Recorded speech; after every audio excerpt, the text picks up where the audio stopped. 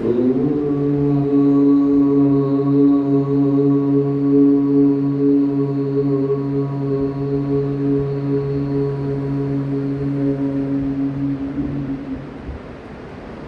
ब्रह्माणं विदधाति पूर्वं यो वै वेदांश्च प्रहिणोति तस्मै तन्मदेवमात्मबुद्धिप्रकाशं मुमुक्षुर्वै शरणमहं प्रपद्ये। ॐ शान्तिः शान्तिः शान्तिः। शङ्करं शङ्कराचार्यं केशवं बादरायणं सूत्रभाष्यकृतौ वन्दे भगवन्तौ पुनः पुनः। ईश्वरो गुरुरात्मेति मूर्तिभेदविभागिनीं व्योमवद्व्याप्तदेहाय दक्षिणामूर्तये नमः। ॐ शान्तिः शान्तिः शान्तिः। गुरुर्ब्रह्मा गुरुर्विष्णु गुरुर्देवो महेश्वरः गुरुः साक्षात् परं ब्रह्म तस्मै श्री गुरवे नमः। बोलिए सच्चिदानंद भगवान की जय। सद्गुरुदेव महाराज की जय।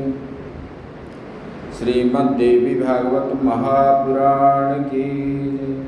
ओम नमः पार्वती पते हर हर महादेव। परम ब्रह्म परमात्मा की कृपा से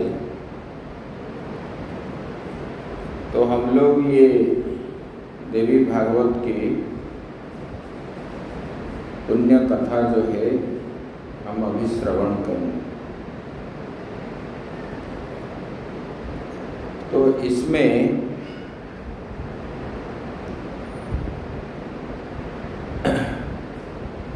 तो हर चीज में वो आता है वहीं रख दो, वो जो है उधर रख दो, ये दे दो मुझे, उसको वहीं रख दो मंदिर के पास। रोशिया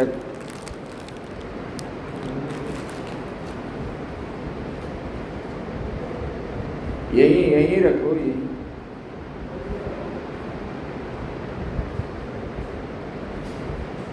तो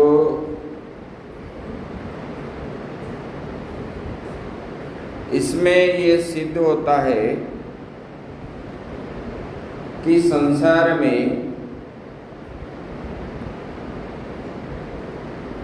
जो सबके लिए एक शक्ति का प्रभाव चलता है, जिसके द्वारा ये संसार जो है चलता है। सूर्य उदय अस्त होते हैं, चंद्रमा इन लोग जो प्रकाशित करते हैं, वायु चलती है, ये सब जो है सूर्य से तेज मिलती है और जीव को सब प्रकार के शक्ति जो प्राप्त होता है,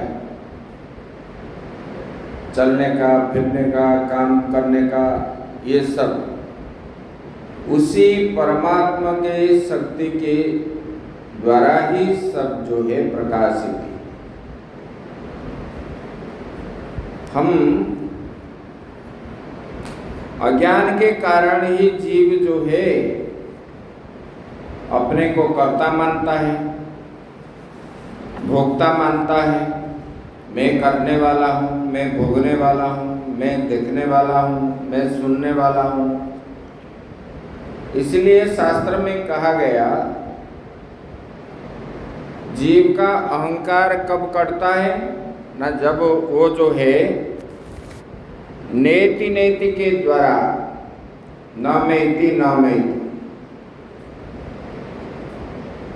ना मैं भोगने वाला हूँ, ना मैं करता हूँ, ना मैं भोगता हूँ, इसी प्रकार तब जाके उनका अहंकार जो है कटता है।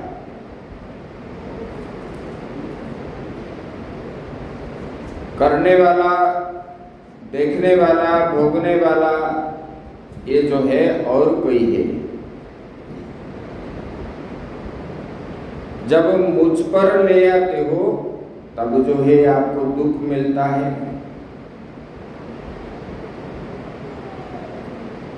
भगवान ने गीता में बताए, बोले कि देखो दैवी ऐसा गुणमयी मम माया दुरत्यया मामे वही प्रपद्यन्ते माया मेताम तरन्ति ते। ये जो वैष्णवी माया है, ये वैष्णवी माया को पार करना कठिन है, क्योंकि ये वैष्णवी माया के कारण ही जीव जो है विषय को भोगने लगता है। विषय भोगता है, वो खाएंगे, पिएंगे, रहेंगे, देखेंगे, नाचेंगे, ये सब विषय है। विषय के प्रति जीव जो है आकृष्ट होता है।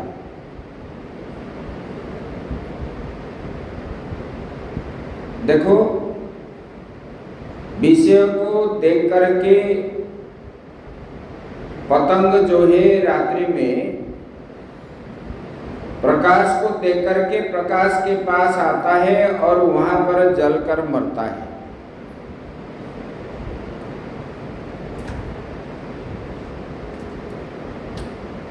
और मछली जो है खाने की इच्छा से वो आता है तो वो भी मरता है।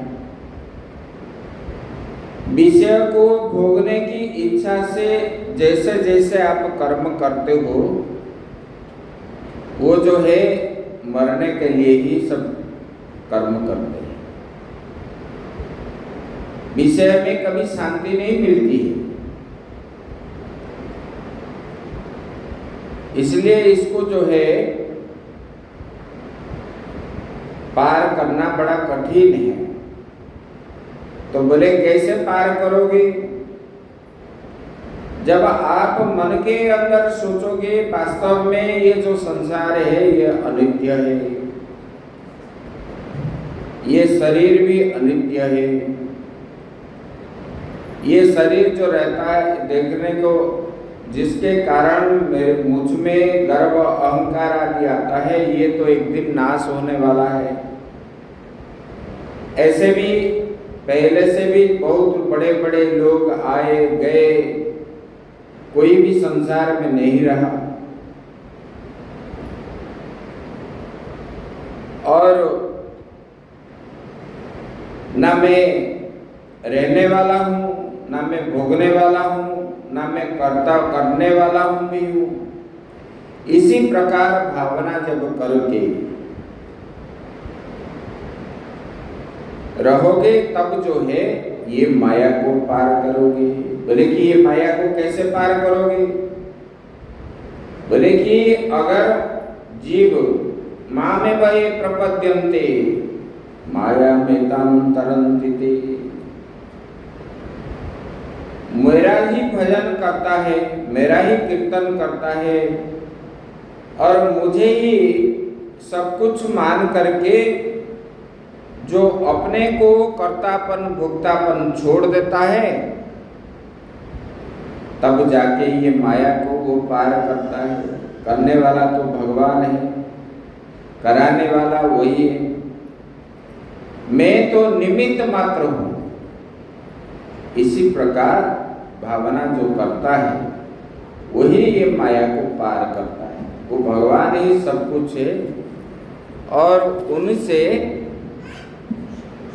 यही चिंतन करने पर ही जीव को मुक्ति मिलती है। इसलिए सबको नियंत्रण करने वाले वही परमात्मा है। बोले कि कल आप लोग सुन रहे थे, इसमें आया ये देवी ही सब कुछ है। जो देवी आद्यशक्ति जो है वही परमात्मा है, और परमात्मा जो है वो भी आदि शक्ति है, उसमें भिन्नता कुछ भी नहीं है। तो ये जो है ध्रुव संधि राजा का बात कल चल रहा था। देखो, जो पहले शास्त्र में बताया गया उसी मंत्र का जाप करने पर जीव को जो है कैसे कैसे स्थान पर जीव पहुंचता है निष्काम भाव से। इसलिए भगवान ने बताया ना, कर्मण्येवाधिकारस्ते मा फलेषु कदाचन। कर्म करने के लिए हमारा अधिकार है, लेकिन फल की इच्छा करने की ये नहीं है, अधिकार नहीं है। फल की इच्छा रखोगे, मैं ये करूँगा तो मुझे ये प्राप्त होगा। अगर आपको प्राप्त नहीं हुआ तब जो है आपके मन में दुख होगा और करने की इच्छा नहीं हो, छोड़ दो।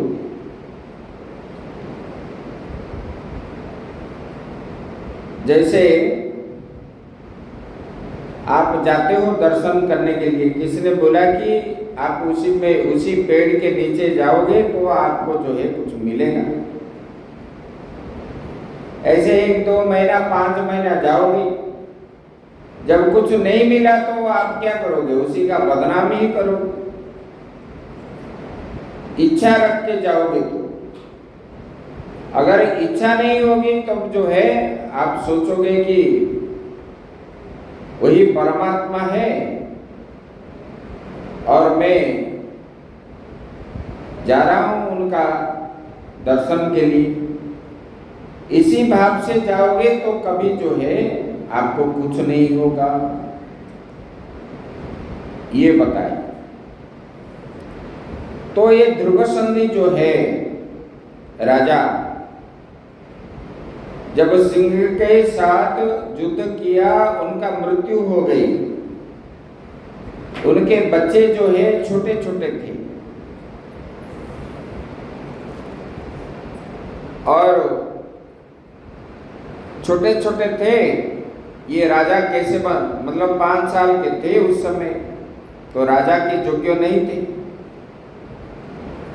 और उनके जो है नाना 2 बच्चों का, मनोरमा के पिताजी और लीलावती के पिताजी। मनोरमा जो है बड़े रानी है और लीलावती जो है छोटे रानी है। ये दोनों पिता के अंदर जो है बच्चा होने लगा। वो बोलता है कि मेरा पोता ही दोता ही मतलब राजा बनेगा। एक दूसरे से लड़ पड़े, युद्ध भी होने लगा। बोले कि ये दोनों जो है इंद्र के समान बलवान थे। ये वीरसेन जो है मनोरमा के पिता, वो जो है क्षत्रिय धर्म को अनुसरण करके वो युद्ध करने लगे, और आपस में युद्ध होते होते युद्ध बढ़ गया। बहुत सारे प्रजा भी मारे गए, और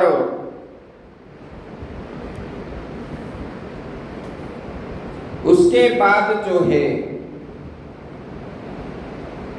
लीलावती के पिता ने वीरसेन को युद्ध में परास्त कर लिया और मार दिया, युद्धाजीत। और जब वीरसेन मर गए तो रानी जो है सोचने लगे, मनोरमा, न सयायोस्ति में कश्चिन नगरेत्र महाबल यदा धारे स्थिता चाहम पालयामि सुतम शुभम। बोले कि मेरा बच्चा तो अभी छोटा है, ये आसन को लेकर के ये युद्ध संग्राम हुआ है, सिंहासन पर, और मेरा बेटा तो बड़ा है। और उन्होंने मेरे पिता को जब मार दिया तब वो मेरे बेटे को भी मार देगा ये। तब वो रानी ने सोचने लगी, बोले कि इस राज्य में रहना अच्छा नहीं है, क्योंकि यहाँ तो कोई बलवान ऐसा नहीं है। जो मेरे पति थे वो तो मर गए, अभी मुझे रक्षा करने वाला इस संसार में, इस नगर में कोई है ही नहीं। मुझे भी मार देंगे और मेरे पुत्र को भी मार देंगे, फिर मुझे आश्रय कौन देगा? और जो है मेरा सौत जो है लीलावती मुझसे बैर रखती है, और उनके पिता मुझे मार देंगे। तब जो है उन्होंने मंत्री को बुलाया, बुला करके मंत्री के साथ सलाह किया, और सलाह करके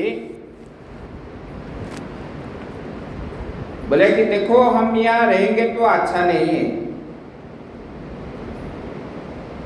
और यहाँ ये हमारा जीवन जो है, ना मेरा जीवन सुरक्षित है ना मेरे पुत्र का जीवन सुरक्षित है। तो बोले कि यहाँ रहने से हमको ये है। जब रानी ने इसी प्रकार बोले तब जो है वो मंत्री बिदल ने बोला कि आप जो बात कह रहे हैं वो सही है, तो ये जो है यहाँ छोड़ के हमको जाना चाहिए। तो कहाँ जाएं? बोले कि इस नगर से हम चले जाएं। फिर जो है इन्होंने नगर से निकल पड़े छुपके, और नगर से निकल करके उन्होंने जाकर के भरद्वाज मुनि के आश्रम में पहुंच गए, चित्रकूट में। इधर जो है लीलावती के पिता ने इनको जाने के बाद ढूंढने लगा, बोले कि ये अभी बच्चा है, इनको मार देंगे तो हमारे दोता जो है राजा ही बनेगा और इनका विरोधी कोई नहीं रहेगा। तब ऐसा समझ करके उन्होंने ढूंढने लगा और मिला नहीं, तो फिर उन्होंने अपने देश चला गया। मंत्री को समझा बुझा करके, मंत्री के हाथ राज्य दे करके, और उनका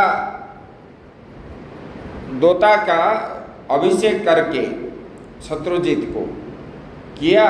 उसके बाद उन्होंने चला गया, और जाने के बाद उन्होंने उनको ढूंढने लगा, कहाँ है वो। और ये रानी जब पहुंचे भरद्वाज मुनि के आश्रम में, रानी ने बताने लगे भरद्वाज मुनि को, प्रणाम किए, माँ बेटे दोनों प्रणाम किए, और बोलने लगे भगवान हमको आश्रय दीजिए, और हम जो है हमारे जीवन के प्रति, मेरे पुत्र के जीवन प्रति संकट है। तब भरद्वाज मुनि बोले कि यहाँ रहो। बोले कि भगवान पूर्व काल में मैंने ऐसे भी कथा सुना, जब पांडवों ने अज्ञातवास के लिए जंगल में रह रहे थे 13 साल की, तो उसी समय उन्होंने मुनि ऋषियों में आश्रम में गए थे, और वहां पर जो है एक दिन पांडवों ने गए थे शिकार खेलने के लिए, और यहाँ दिन में द्रौपदी जो है मुनि पत्नियों के साथ आश्रम में थे, और मुनियों ने जो है कर्मकांड आदि करके उन्होंने रहते थे। तो बोले कि भगवान एक दिन ऐसा हुआ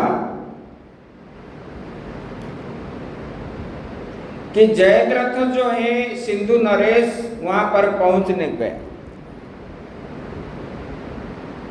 और देखा तो आश्रम में है, वेद मंत्र आदि उच्चारण हो रहा है।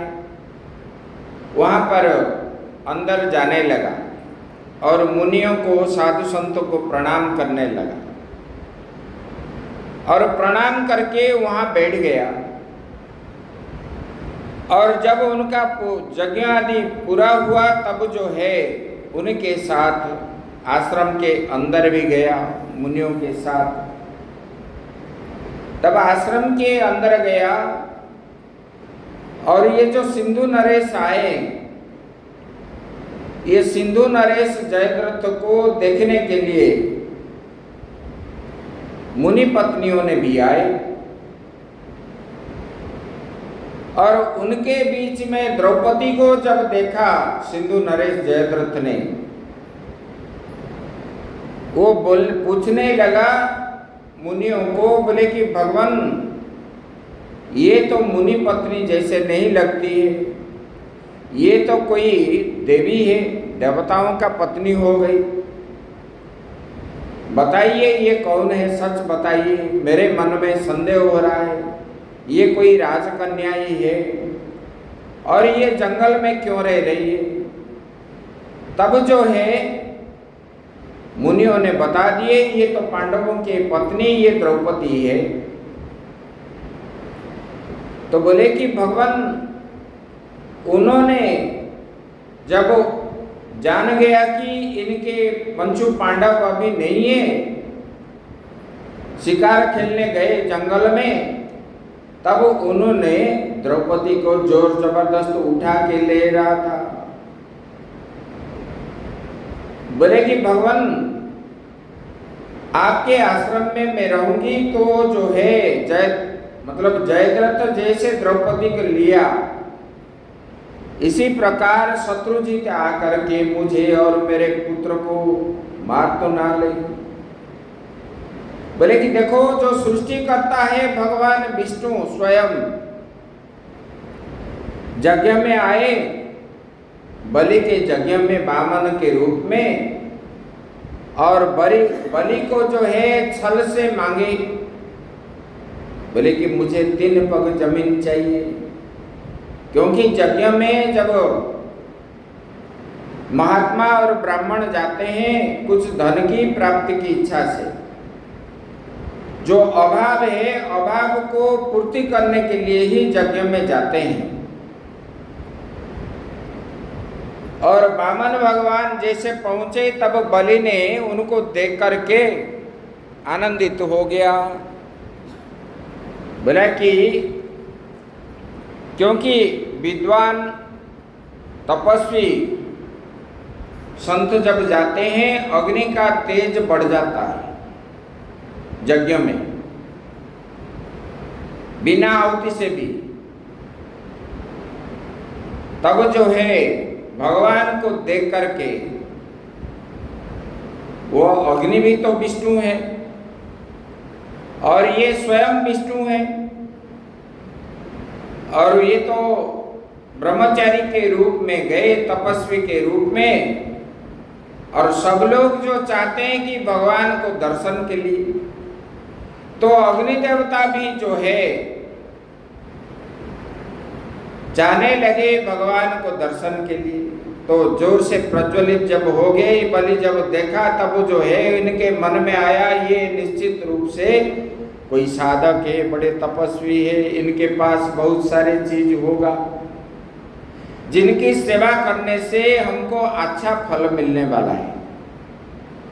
इसलिए तो लोग जो है साधना करने वाले जो निष्काम भाव से परमात्मा की भजन ही करते हैं, उनको सेवा में लगे रहते हैं। वो कैसे खाएंगे, कैसे रहेंगे, कैसे पहनेंगे और क्या क्या चीज उनको चाहिए, ये सब व्यवस्था जो है ये गृहस्थ का है। क्योंकि जो साधन करते हैं, साधन भजन करते हैं, ये समाज के कल्याण के लिए करते हैं, इसलिए उनको दिया जाता है, और जो सेवा करता है उनको फल मिलता है। तब बलि ने वामन भगवान को सेवा करने के लिए चाहा, तो बोले कि ये वामन भगवान ने उनको छल से 3 पग जमीन मांगी, और जो है पूरा छीन करके सब कुछ ले गए भगवान हो करके। और ऐसा कहीं मेरे साथ ना हो जाए भगवान। इसी प्रकार मनोरमा ने सोचने लगी। तब जो है भरद्वाज मुनि बोले, आप यही शांति से रहो, बिना निर्भय से आप यहाँ रहो। बोले कि आपको कोई कुछ नहीं कर पाएगा। और बोले कि देखो,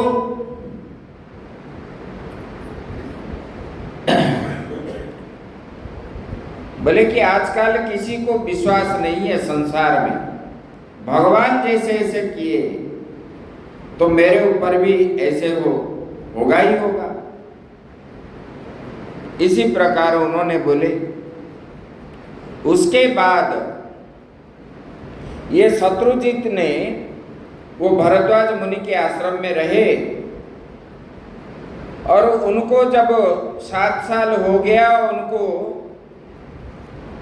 भरद्वाज मुनि ने जनेऊ संस्कार आदि किए, क्योंकि वो क्षत्रिय है। 3 वर्णों को जनेऊ संस्कार है, ब्राह्मण, क्षत्रिय और वैश्य। तो उनके वेद में अधिकार है। तब फिर उनको पढ़ाना शुरू कर दिए, शिक्षा। आजकल तो सब शूद्र है, ब्राह्मण भी है, क्षत्रिय भी है, वैश्य भी है। कोई जनेऊ नहीं डालते हैं कोई। ब्राह्मण भी जनेऊ संस्कार के बाद भी कई निकाल देते हैं।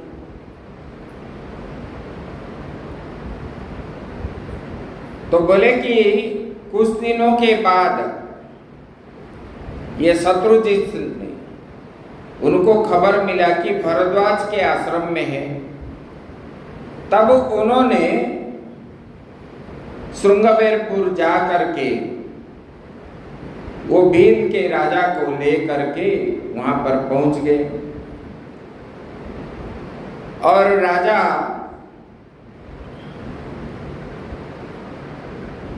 बोलने लगे, भरद्वाज मुनि से मिले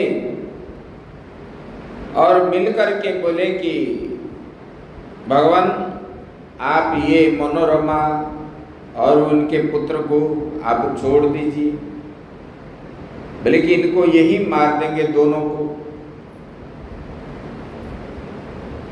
भरद्वाज मुनि ने पहले समझाया बुझाया, जब नहीं माने तो बोले आपका ताकत है तो लेके जाके देखो। जब इसी प्रकार बोल दिए भरद्वाज मुनि ने, तब उन्होंने डर गया और जा करके मंत्री से सलाह किया। बोले कि अभी क्या करेंगे। मंत्री ने उनको बोलने लगे, बोले कि देखो भगवान ये तपस्वी है भरद्वाज मुनि, अगर आप कुछ गड़बड़ करोगे तो आपका ही नाश होगा। संतों के साथ जो टक्कर देता है वो खुद मृत्यु को वर्ण करता है। संत कभी नाराज नहीं होते। बोले कि वशिष्ठ जी, उन्होंने दृष्टांत दिया। वशिष्ठ जी ने अपने आश्रम में रहे थे, भजन ध्यान कर रहे थे। ये विश्वामित्र जो थे वो राजा थे, और उन्होंने एक दिन सैन्य सामंत ले करके विश्वामित्र आश्रम के पास पहुंच गई। और जब पहुंच गए, पूरा सैन्य सामंत लेकर के वहां पर पहुंच गए और सब भूखे थे। और वशिष्ठ जी को बोले कि भगवान हमको कुछ खिलाइए। तब वशिष्ठ जी के पास नंदिनी गौ थी और सब लोगों को बिठा करके, जैसे भंडारा होता है, ये नंदिनी गौ जो है उन्होंने सब प्रकार के व्यंजन दिए। जैसे बहुत प्रकार के, जैसे आप 56 प्रकार के भोग लगाते हो, इसी प्रकार उन्होंने भोजन दिए। और खाने के बाद सब लोग बोलने लगे, इतना स्वादिष्ट भोजन है, और सबको स्वाद लगने लगा। और वशिष्ठ जी को पूछने लगे, आप तो जंगल में रह रहे हो और इतना स्वादिष्ट भोजन इतने कम समय में पूरे प्रजा को कैसे खिला दी? बोले कि ये हमने नहीं किया, ये नंदिनी गौ ने ही किया है। तब जो है विश्वामित्र ने वशिष्ठ जी को बोलने लगे कि ये गौ तो हमारे पास होना चाहिए, राजा के पास, आपके पास नहीं रहना चाहिए। बोले कि ये हम जो है यज्ञ के लिए रखे हुए हैं नंदिनी को, और इनको जो है हम नहीं दे पाएंगे। तब उनको जबरदस्त लेने के लिए चाहे,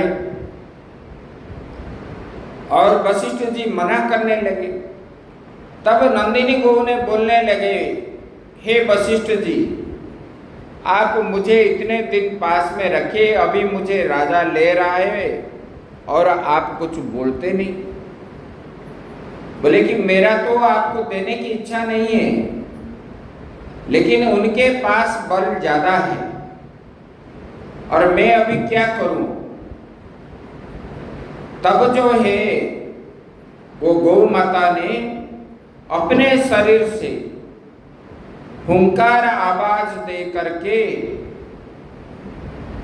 और जो है युद्ध लड़ने वाले योद्धा उत्पन्न किया उनके लोम से। फिर विश्वामित्र के साथ युद्ध हुई। युद्ध में विश्वामित्र जी हार गए और सब सैन्य सामंत मर गए। तब देखने लगे, बोले कि ये क्षत्रिय धर्म कुछ लाभ नहीं है, बोले कि इससे बड़ा है ब्राह्मण धर्म।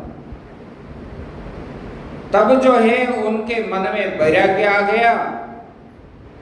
तब राजपाट सब छोड़ करके जंगल में चले गए और वो तपस्या करने लगे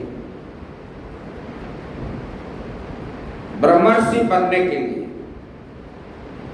बोले कि ये कहावत है, बोले कि संतों के साथ शत्रुजीत को उनके मंत्री सलाह दिया, बोले कि देखो, अगर संतों के साथ आप झगड़ा करोगे तो वह आपका विनाश ही होगा, मृत्यु को ही बुलाओगे।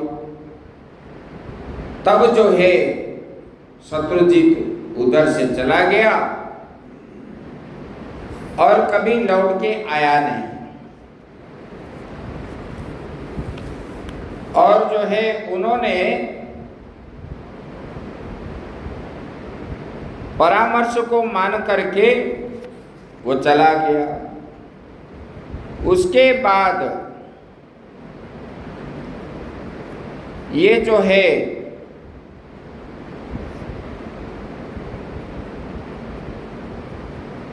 ये जो मनोरमा के पुत्र है, एक दिन क्या हुआ, सुदर्शन के पास आए उनके मंत्री को देख करके। उन्होंने बोलने लगे, आपके पास जो आया था व्यक्ति वो क्लीब है, वो कहाँ गया है? उन्होंने बोले क्लिप, लेकिन ये जो है सुदर्शन राजा के पुत्र जो है, मनोरमा के पुत्र, उनका नाम सुदर्शन है, उन्होंने क्ली क्ली बोलने लगा। और ये क्ली क्ली बोलते बोलते, मतलब अंशुमार बिना दिया हुआ ये बीज मंत्र है माता जी का। हम क्लिंग बोलते हैं ना, वो क्लिंग नहीं बोलता था, क्ली बोलता था, क्योंकि इतना ज्ञान नहीं था। और ये बीज मंत्र को अपने मन से ग्रहण किया,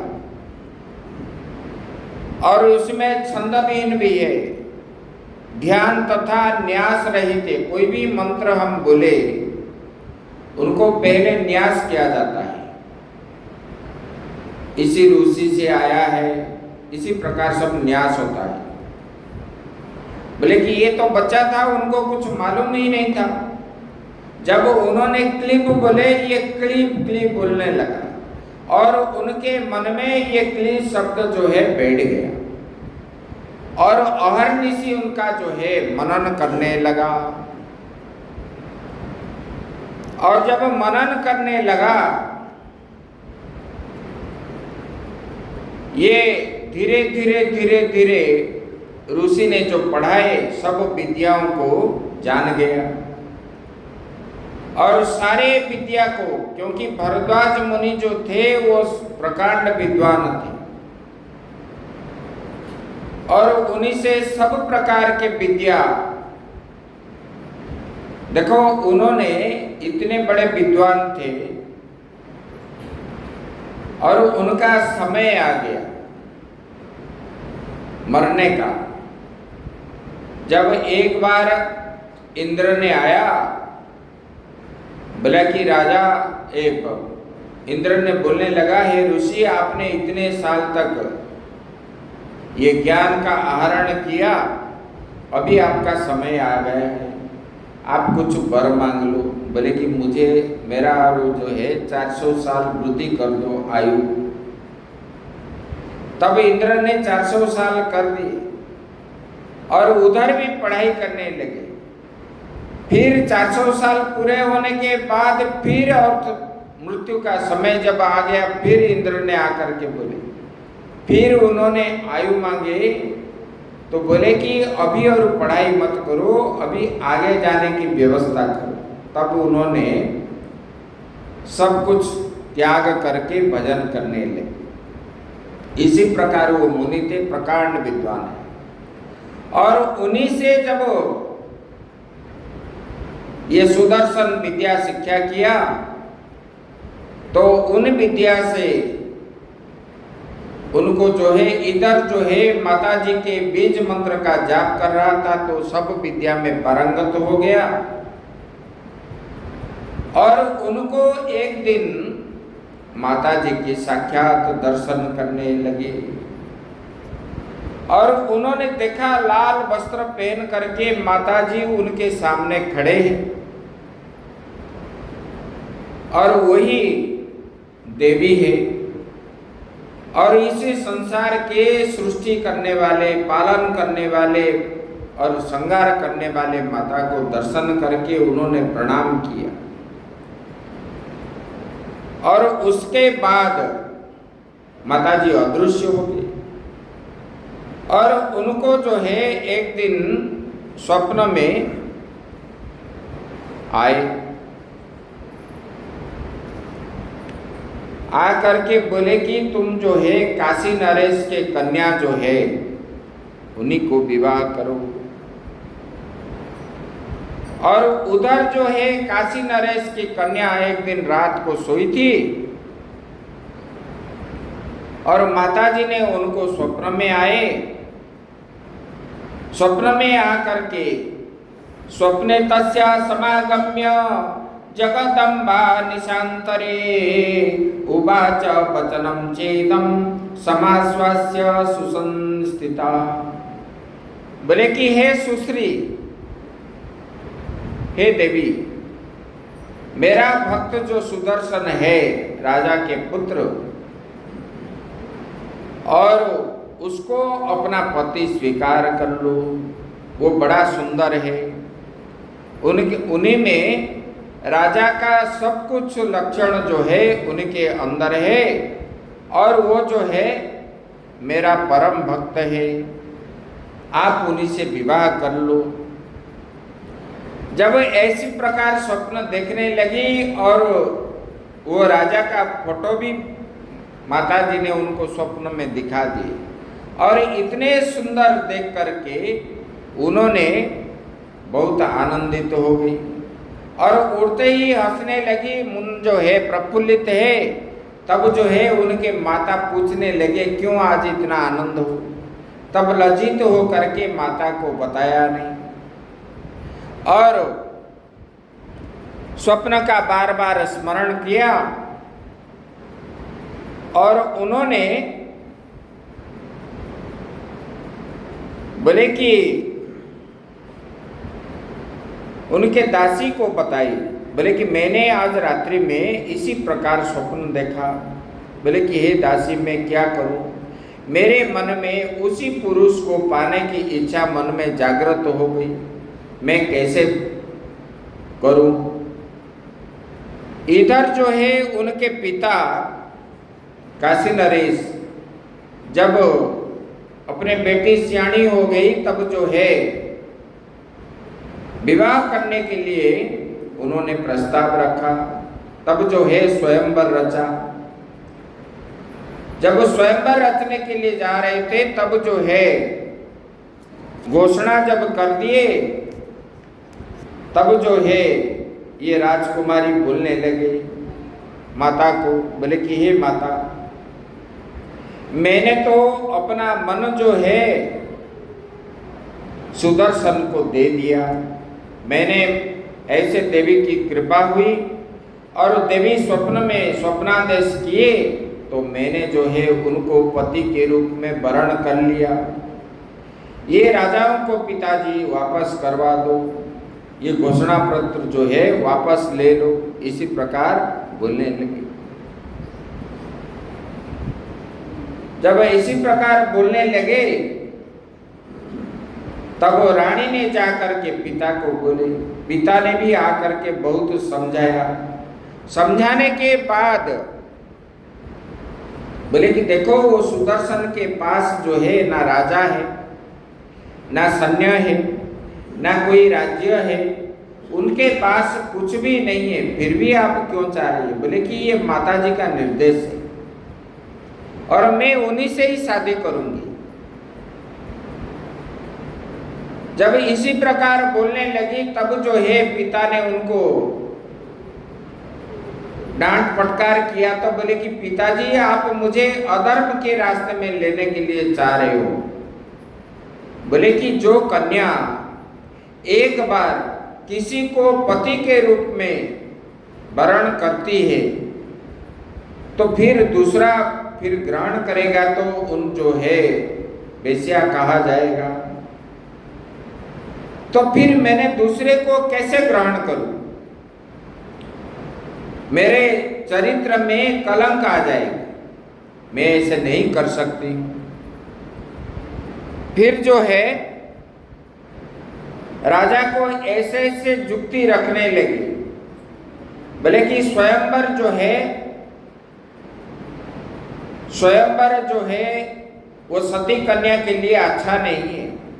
स्वयंवर ऐसे नहीं होता है।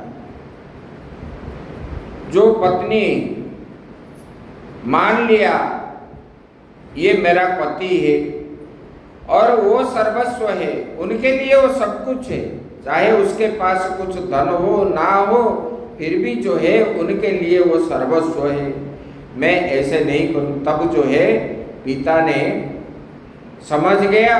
बोले कि ये तो धर्म की बात बता रही है, मैं क्या करूं, अभी मैं संकट में पड़ गया। फिर राजाओं को बोलने लगा, कल स्वयंवर करेंगे। इधर जो है सुदर्शन को श्रृंगेपुर के जो राजा था भील के, उन्होंने देखा कि इनका तेज बड़ा प्रबल है और ये योद्धा भी लगता है, और ये भविष्य में ये राजा ही बनेगा कहीं भी।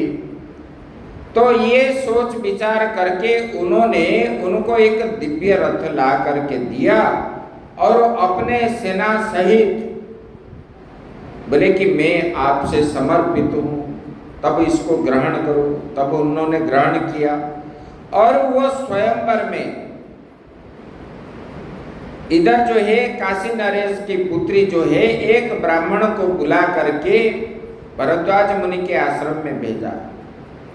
बोले कि हे ब्राह्मण देवता, आप जो है सुदर्शन जी के पास जाओ। मैं तो उनको देखा भी नहीं और उनको खबर मैं कैसे दूंगा, आप ही मेरा खबर ले करके आप जा करके वहाँ बताइए।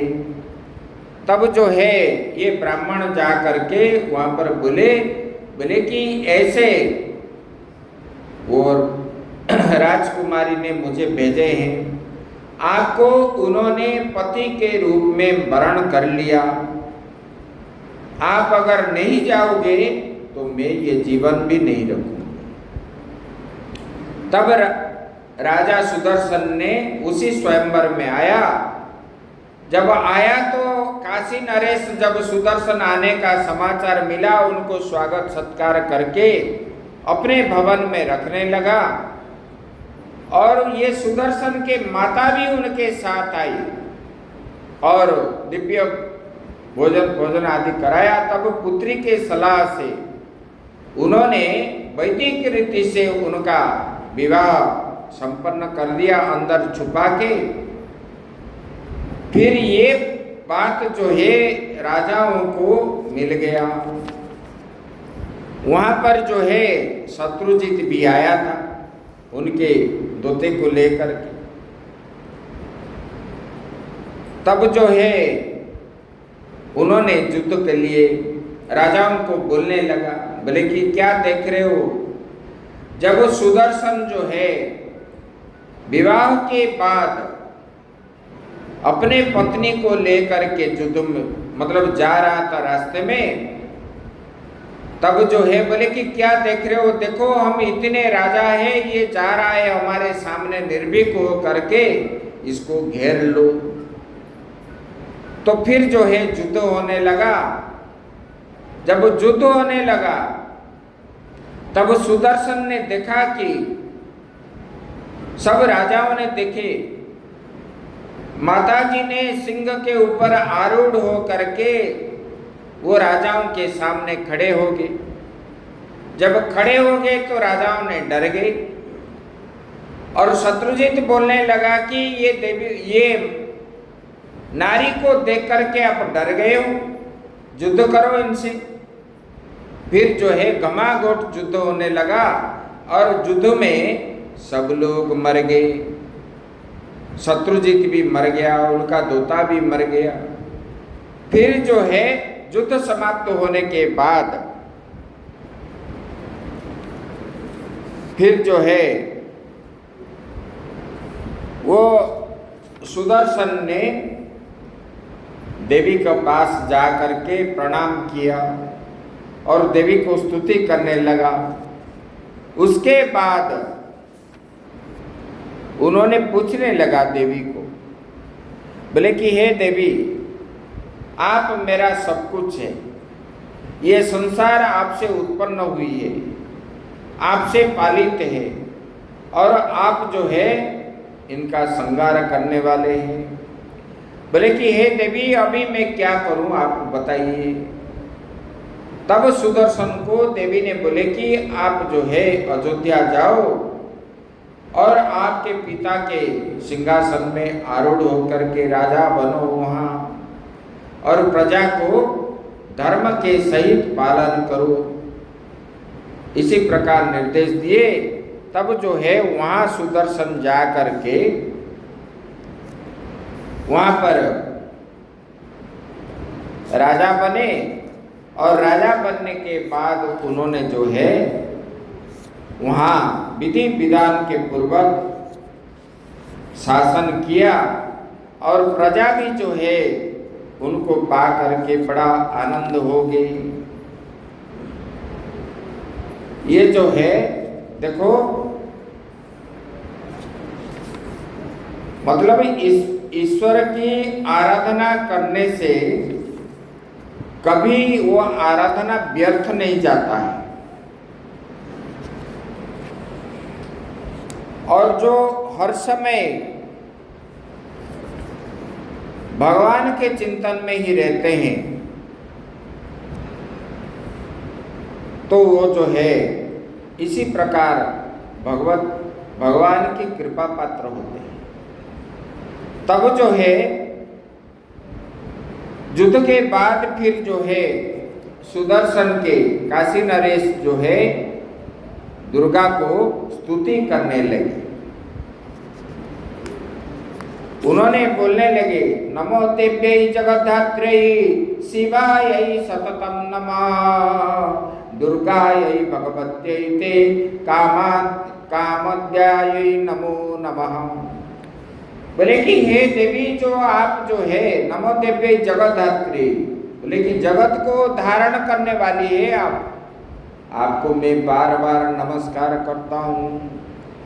बोले कि हे भगवती, शिवा को आप भगवती रूपी जो शिवा है आपको बार बार नमस्कार है।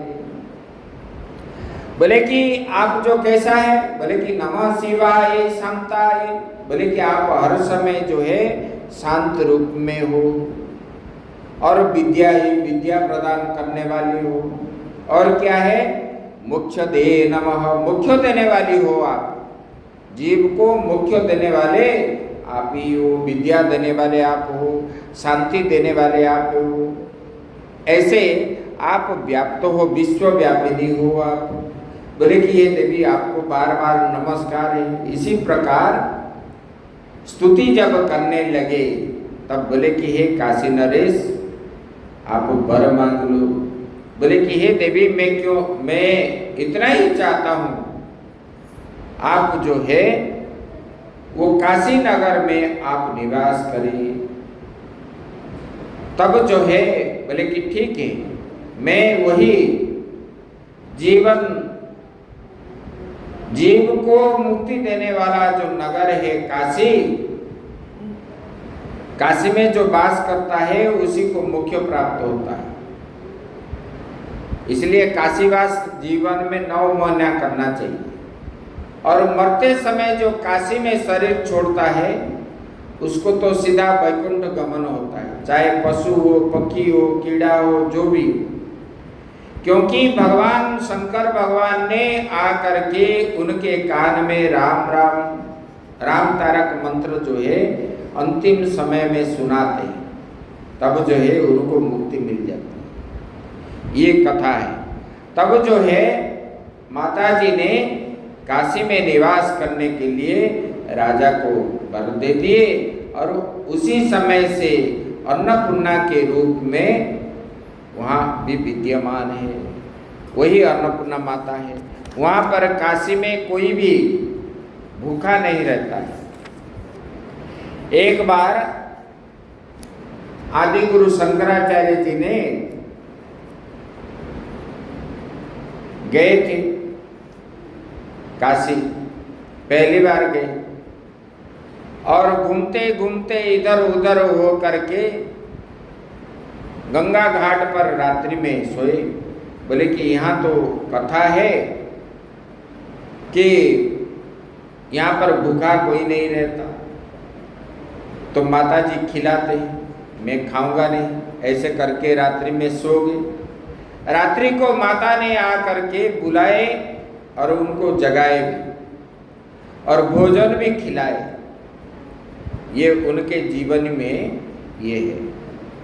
इसलिए काशी में कोई भूखा नहीं रहता और काशी में रहने से इतना आनंद आता है, कहीं दूसरे शहर में इतना आनंद नहीं आता।